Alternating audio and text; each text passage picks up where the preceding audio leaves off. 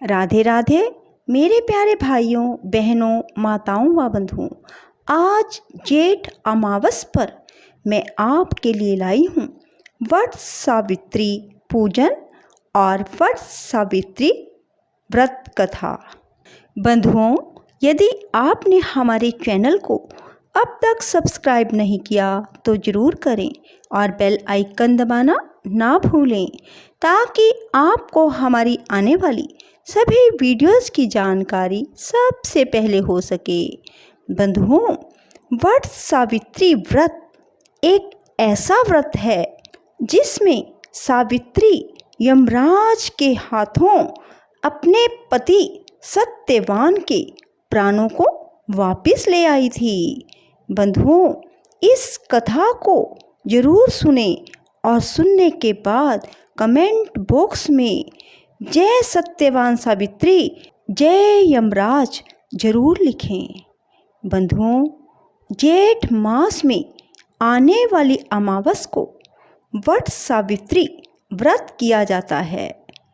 वट सावित्री व्रत में स्त्रियों को वट वृक्ष की पूजा करनी चाहिए। ये पूजा हर देश में, हर शहर में करने का अलग अलग विधान है। बंधुओं, जिस प्रकार भी आपके घर में वट सावित्री की पूजा होती है, आप उसी प्रकार करें। बंधुओं, इस वट सावित्री व्रत को बिना नमक के ही रखा जाता है, अर्थात वट सावित्री व्रत में नमक नहीं खाना चाहिए। फलाहारी भोजन ही वट सावित्री व्रत में खाना चाहिए। यह व्रत अर्थात वट सावित्री व्रत रखने वाली महिलाएं सदा सुहागन रहती हैं, अर्थात उनका सुहाग अचल होता है। सावित्री ने इसी व्रत के प्रभाव से अपने मृतक पति सत्यवान को धर्मराज से भी जीत लिया था, जो कि बहुत ही मुश्किल है। बंधुओं, वट सावित्री पूजा में स्वर्ण या मिट्टी से सावित्री, सत्यवान तथा भैंसे पर सवार यमराज की प्रतिमा बनाकर धूप, चंदन, दीपक, फल, रोली, केसर से पूजा करनी चाहिए तथा सावित्री सत्यवान की कथा सुननी चाहिए। कुछ लोग वट सावित्री व्रत के दिन गुलगुले बनाते हैं और वट की पूजा के समय वहाँ गुलगुले चढ़ाते हैं, दीपक लगाते हैं और कनक से धोक लगाते हैं। और कुछ लोग वट सावित्री के व्रत के दिन पूरियाँ बनाते हैं और जिन्हें देसी घी में बनाया जाता है और फिर उन पूरियों का दान किया जाता है। कहा जाता है कि जो वट सावित्री व्रत के दिन पूरी बनाकर दान करते हैं, उनके यहाँ सुंदर और रूपवती बहुएं आती हैं। और कुछ लोग वट सावित्री के दिन लड्डू बनाकर लड्डुओं का दान करते हैं।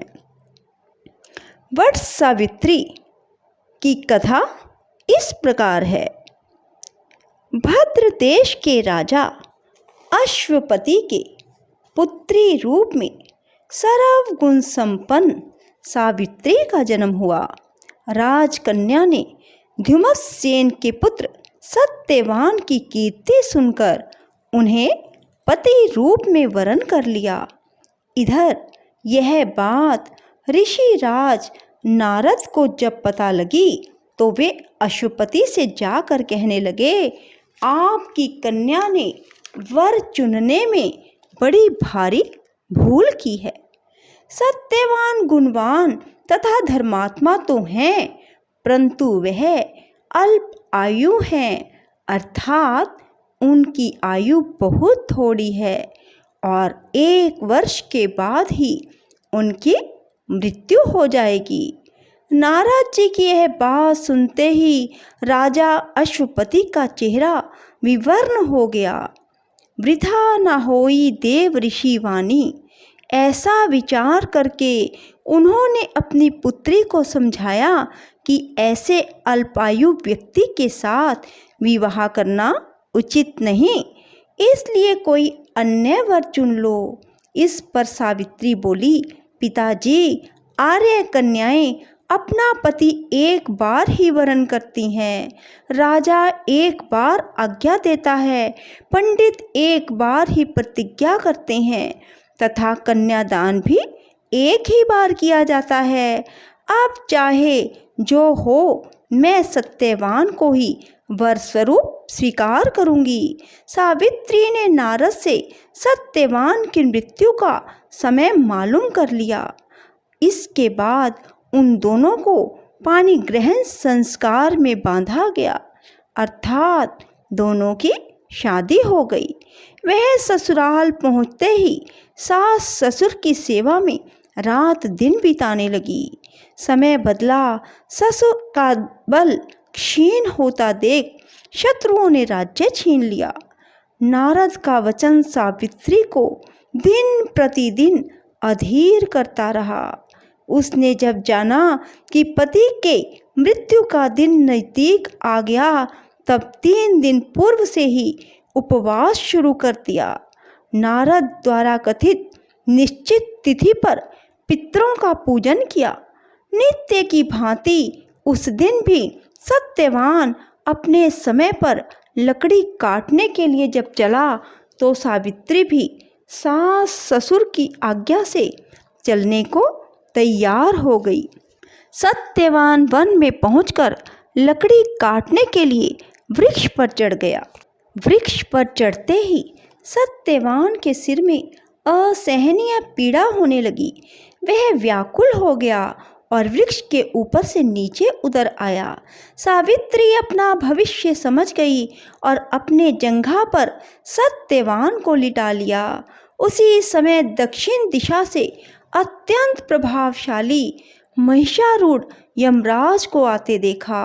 धर्मराज सत्यवान के जीव को जब लेकर चल दिए, तो सावित्री उनके पीछे चल दी। पहले तो यमराज ने उसे दैवी विधान सुनाया, परंतु उसकी निष्ठा देखकर वर मांगने को कहा। सावित्री बोली, मेरे सास ससुर वनवासी तथा अंधे हैं, उन्हें आप दिव्य ज्योति प्रदान करें। यमराज ने कहा, ऐसा ही होगा, अब लौट जाओ। यमराज की बात सुनकर उसने कहा, भगवान, मुझे अपने पति देव के पीछे पीछे चलने में कोई परेशानी नहीं। पति अनुगमन मेरा कर्तव्य है। यह सुनकर उन्होंने फिर वर मांगने को कहा। सावित्री बोली, हमारे ससुर ध्युतमसेन का राज्य छिन गया है, उसे वे पुनः प्राप्त कर ले तथा धर्म परायण हो। यमराज ने यह वर भी देकर लौट जाने को कहा, परंतु उसने पीछा ना छोड़ा। अंत में यमराज को सत्यवान का प्राण छोड़ना पड़ा तथा सौभाग्यवती को 100 पुत्र होने का वरदान भी देना पड़ा। सावित्री को यह वरदान देकर धर्मराज अंतर्ध्यान हो गए। इस प्रकार सावित्री उस वट वृक्ष के नीचे आई जहाँ पति का मृत शरीर पड़ा था। ईश्वर की कृपा से उनमें जीवन संचार हुआ। सत्यवान उठकर बैठ गए। दोनों हर्ष से प्रेम आलिंगन करके राजधानी की ओर गए। माता पिता को भी दिव्य ज्योति वाला पाया। इस प्रकार सावित्री सत्यवान चिरकाल तक राज्य सुख भोगते रहे। बंधुओं, इस व्रत को सिर्फ सुहागिन स्त्रियों को ही करना चाहिए। बोलो सावित्री सत्यवान की जय हो। यमराज जी की जय हो। राधे राधे। जय श्री कृष्णा। बंधुओं, यदि आपको हमारी वीडियो पसंद आए तो इसे लाइक करें और शेयर भी जरूर करें। धन्यवाद।